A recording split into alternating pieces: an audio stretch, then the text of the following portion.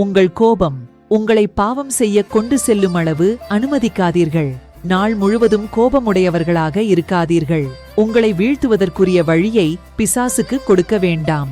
எபேசியருக்கு எழுதிய கடிதம் அதிகாரம் 4 இறைவார்த்தை 26 மற்றும் 27.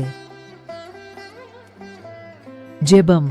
இரக்கமே உருவான எங்கள் அன்பு இறைவா, நீர் எங்கள் மீது பொழிந்துள்ள பேரிரக்கத்தையும் கருணைகளையும் நினைவு கூறுகின்றோம். நாங்கள் பாவம் செய்யக்கூடியவர்கள், குற்றம் உள்ளவர்கள் இருந்த போதிலும் நீர் எங்கள் மீது கோபம் கொள்ளாமல் எங்கள் மேல் இரக்கம் வைத்ததற்காக உமக்கு நன்றி செலுத்துகின்றோம். நாங்களும் எங்களுக்கு எதிராக தீமை செய்தவர்கள் மீது கோபம் கொள்ளாமல் மன்னிக்கும் மனப்பக்குவத்தை தந்தருளும்.